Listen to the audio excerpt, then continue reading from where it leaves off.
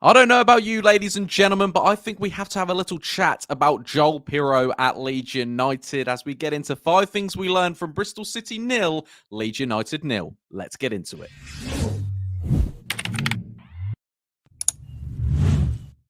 All right, guys, what's going on? My name is Ollie Ward. Welcome back to the Ollie Ward channel. Happy Sunday. Hope you've all had a very good weekend and you're ready for the latest 5 things we've learned. I hope you guys are liking this series. Also, if you're just liking the videos in general, go down there right now and smash a like. Let's go for 200 likes on this video. There was no match reaction yesterday because I was struggling to talk about anything. I mean, it was absolute boring game yesterday from Bristol City 0, Leeds United 0. For first time in a long time, Leeds look lackluster, a bit lazy, but we will have a little bit of chat about that. Also, subscribe if you're new. Look, 3 of you have to subscribe. Then we hit 18,400. It's that simple, ladies and gentlemen. And get your comments in for your man of the match. I thought yesterday I'd probably give it to Pascal maybe or Joe Rodon. I thought both centre backs were decent. It's another clean sheet. You know, we'll take some positives from the game.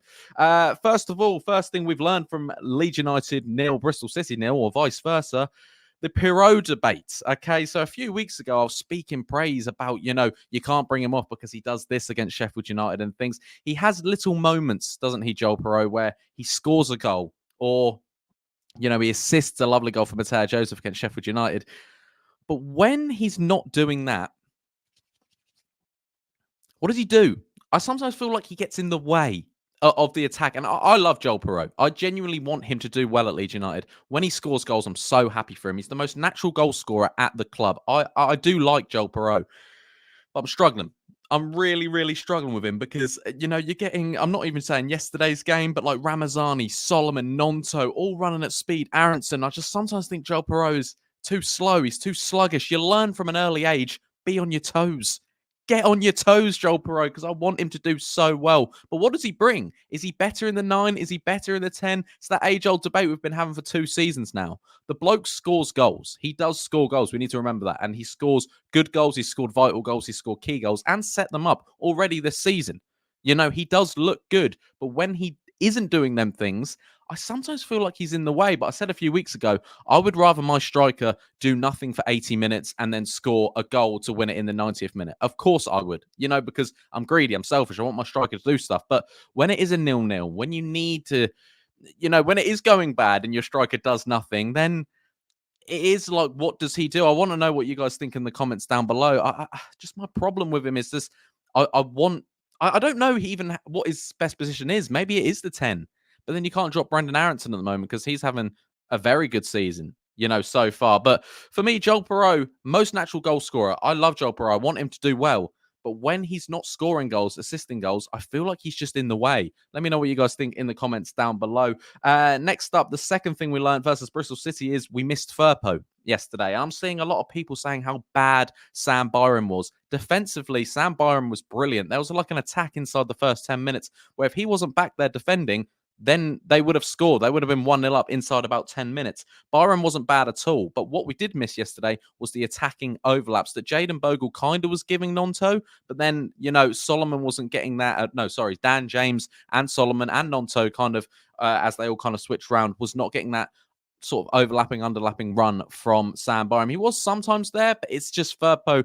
He's made that spot his own. And I don't think Byram was bad, and really people were criticising how bad Byram was. I really didn't get it because I thought he was one of the better players on the pitch yesterday. But we really missed Firpo, and it shows that, if I showed myself this 2 years ago saying we missed Firpo, I'll be thinking, what am I smoking? But at the moment, we do miss Firpo, and maybe if there was a left foot across into the box, we could have scored yesterday. But, if buts and maybes, if me auntie was me uncle type of vibe. But it is what it is. We miss Firpo. We'll get him back for the next game against Plymouth.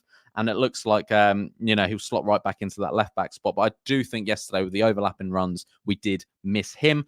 Third thing, Solomon struggled again, I put here. I'm seeing, again, a lot of criticism. Probably more deserved in this game because maybe he had more time and it's second game in now. And he's honestly said to himself that he's not up to scratch yet. And he does just look a bit lazy, a bit lackluster, which I thought at the start of this season, he looked brilliant, an ounce of class, and he's just starting to get back into it a bit. I'm not calling his head like a lot of people are saying, yeah, get rid of him, send him back in January.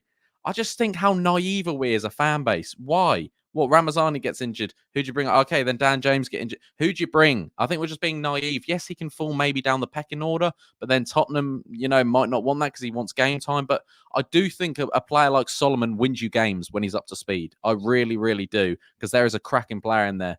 So I just think he did struggle again yesterday. I understand that. He looks physically off it. He's not quick at the moment. I just think give him some time, ladies and gentlemen, and Solomon will come good. Number 4, I called it a fatigued performance. Very leggy from Leeds United yesterday. Still, not a loss with clean sheet. We didn't probably deserve to lose. I don't think anyone really deserved to win. Maybe Leeds only just deserved to win because Bristol City didn't create too much. I thought Melier was actually decent in goal despite not really having to do anything. Thought his, ball catching, his distribution was decent yesterday, and another clean sheet for him. The Golden Glove will probably be coming his way again. But yeah, it just looked a bit of a fatigued performance, and maybe last year, if we had a fatigued performance, we would have gone on to lose the game. I'm trying to take the positives, ladies and gentlemen. I know a lot of people say it was the worst performance of the season. Probably was to our standards. Yeah, it probably was the worst performance this season, or that Borough game in the Cup was genuinely terrible. But this one, yeah, I understand why people's frustration.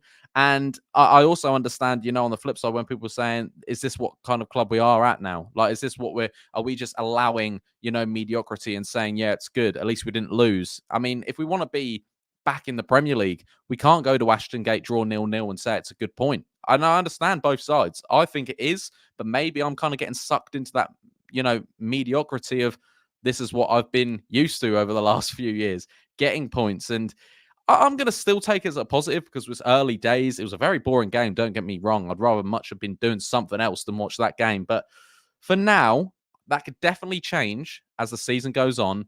We take it as a point, take it as a clean sheet. Doesn't feel sort of similar vibes as when you go away to the Hawthorns and drew 0-0 because we needed to, defensively sort ourselves out. We conceded 6 goals in the 2 games before at the start of the season. This one felt a bit like that was for the taking. I know Nonto had one cleared off the line, but still, that was genuinely for the taking. I don't think Bristol City were brilliant, but they had a few chances and they were injury-ridden, similar with Leeds United. But yeah, so we probably should have pushed more and won that game. And number 5, who replaces Bogle? I spoke about this on the 5 Things We Learned versus Watford, who replaces Firpo. I knew Sam Byron was going to come in. We're not going to see Isaac Schmidt, and I do understand it. I think what he's going to do again is move Byram to right back and do Firpo at left back. I don't see Schmidt starting again. I understand both ways. I understand that fans want to see him. What's the point? Schmidt probably knows he's a backup, but also Sam Byram is Mr. Reliable. He's Daniel Farke's sort of right-hand man as a player. You know what I mean? He's the teacher's pet. He does things right. He gives you a 6-7 most times. I know he's not overlapping Nonso. He's not overlapping Dan James, but defensively against Plymouth, I think he will be okay. So I think that's what he'll do. He'll probably do Byram, Roden, Pascal, and Firpo. That's what I think he will do. Obviously, we'll do videos in the week talking about the team and a bit more information on the game, but that's all of next week. But right now, who replaces Bogle? For me, you can have the argument to bring in Schmidt, and I don't know if he will do it. Maybe because Schmidt can play right back, left back, right mid. He can play anywhere, Schmidt, which is a good person to have.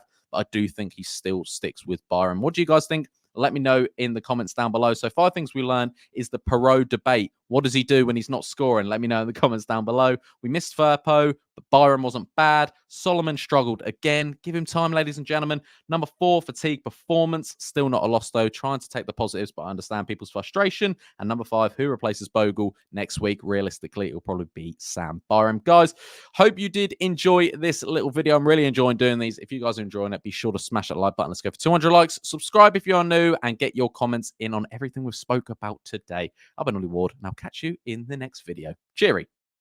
Oh.